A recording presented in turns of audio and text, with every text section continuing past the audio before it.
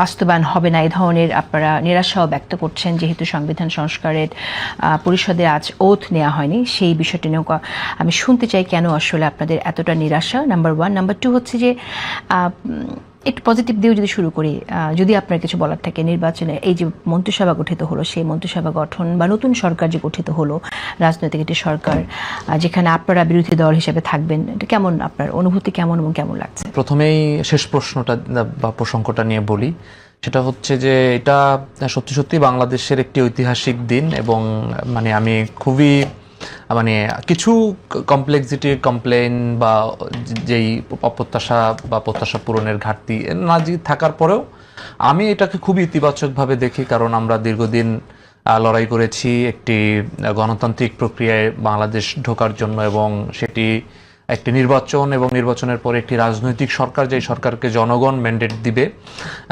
এই নির্বাচনের জায়গা থেকে আমি মনে করি যে বর্তমানে যে সরকারটি হয়েছে সেটি জনগণের ম্যান্ডেট দ্বারাই এসেছে। যদিও কিছু জায়গা নিয়ে বিতর্ক আছে, কিন্তু সেই বিতর্কে আমি যদি বেনিফিট অফ ডাউটের বিতর্কগুলোকে মনে করি যে হ্যাঁ ওখানে প্রবলেম হয়েছে, তারপর আমি মনে করি যে বিএনপি এবার মেজরিটি পেয়েছে এবং এটা জনগণের ম্যান্ডেট নিয়ে সরকার এসেছে। এটা একটা ইতিবাচক জায়গা যে আমরা গণতন্ত্রের একেবারেই পারফেকশনের জায়গায় না যেতে পারলেও একটা কাছাকাছি জায়গায় আমরা যাচ্ছি। এটা হয়তো আরো ডেভেলপড হবে যদি আমরা এটাকে ধরে রাখতে পারি। এটা একটা জায়গা। দ্বিতীয় জায়গা হচ্ছে মন্ত্রিসভা নিয়ে যেই প্রত্যাশার জায়গা বলেন, এখানে আরো একটা পজিটিভ দিক, সেটা হচ্ছে যে অনেক আমার ব্যক্তিগতভাবে বা আমাদের যারা একসাথে লড়াই সংগ্রাম করেছে অনেক পরিচিত আমাদের ভাই ব্রাদার বা সিনিয়র রাজনীতিবিদ যারা আছেন এরা মন্ত্রিসভায় এসেছেন এবং যাদেরকে অনেককে ব্যক্তিগতভাবে চিনি, তারা ব্যক্তি জীবনে রাজনৈতিক জীবনে অনেক স্ট্রাগল করেছেন, বাংলাদেশ নিয়ে তাদের ভাবনা আছেন। তো তাদের উপরেও এক ধরনের প্রত্যাশা আছে যে তারা বাংলাদেশের বিষয়ে ভালো কিছু করবেন। এটা একটা জায়গা। আবার কিছু কিছু জায়গায় আমরা দেখেছি যে যেমন এই ঢাকা 10-এর যিনি প্রার্থী ছিলেন রবিউল সাহেব, ওনার ব্যাপারে অনেক ধরনের বিতর্ক আছে। এরকম ব্যক্তিদের নিয়ে আবার 3টা মন্ত্রণালয় উনি পেয়েছেন।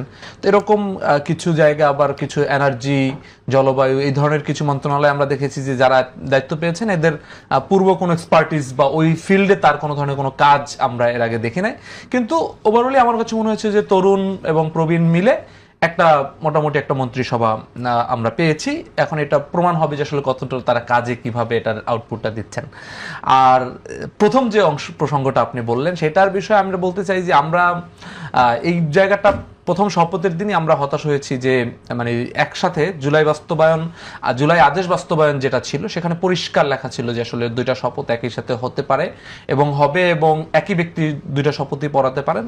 কিন্তু আমরা দেখেছি যে সেই জুলাই সনদের এবং সংস্কার যে পরিষদ যে সভা যেটা গঠিত হওয়ার কথা সেটার শপথ নিয়ে বিএনপির এক ধরনের ভিন্ন বক্তব্য, যেটা জুলাই আদেশ বাস্তবায়নের সাথে মিল নাই। এটা একটা জায়গা। দ্বিতীয় কথা হচ্ছে এখানে আবার কিছু প্রসঙ্গ তুলেছে, যেই প্রসঙ্গগুলো আমার কাছে মনে হচ্ছে যে এই প্রসঙ্গগুলো একেবারেই এই নির্বাচন এবং গণভোট এবং এই অন্তর্বর্তীকালীন সরকার এবং জুলাই সনদ সবকিছুকে প্রশ্নবিদ্ধ করা হবে যদি এই প্রসঙ্গগুলো ওভাবে তোলা হয়। যেমন বলা হচ্ছে যে সংবিধানে এটা শপথ নেওয়ার বিষয় নাই, কিন্তু বিষয়টা হচ্ছে যে আমরা এই যে ইলেকশনটা করেছি সেই ইলেকশনটাও কিন্তু একটা ঐক্যমতের ভিত্তিতে করেছি এবং জুলাই সনদ বাস্তবায়ন যে আদেশ সেই আদেশের শপথের প্রসঙ্গটাও কিন্তু এর ঐক্যমত ছিল। ইভেন এটার মধ্যে নোট অফ ডিসেন্টও ছিল না এই শপথ নেওয়ার বিষয়ে।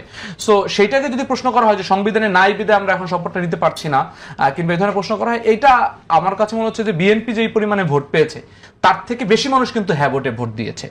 অর্থাৎ বিএনপির যেই ম্যান্ডেট আছে সেম ম্যান্ডেট কিংবা তার থেকে বেশি ম্যান্ডেট এই গণভোটের রায়ের পক্ষে আছে। তো যারা গণভোটে ভোট দিয়েছে এদের অনেকেই তো বিএনপিকেও ভোট দিয়েছে।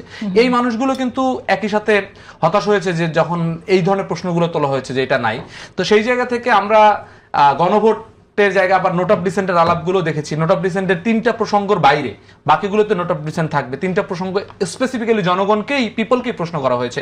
সেই বিষয়গুলো আসলে জনগণ রায় অলরেডি দিয়ে দিয়েছে। সেই বিষয়গুলোকে পেঁচানোটা হচ্ছে, এই পেঁচানোটা আমি শেষ করি আপা, সেটা হচ্ছে যে এই পেঁচানোটা বিএনপি সরকারের সাথে যারা সংস্কার চায় কিংবা যারা জনগণ যারা গণভোটে হ্যাঁ দিয়েছে তাদের একটা মুখোমুখি অবস্থান তৈরি করা হচ্ছে এবং এইটা ব্যক্তিগতভাবে দীর্ঘদিন যারা এই জিনিসটা চেয়েছি এই গণভোট কিংবা সংস্কারের জায়গাগুলো সেই জায়গাগুলোতে আমরা অনেকটা হতাশ হয়েছি।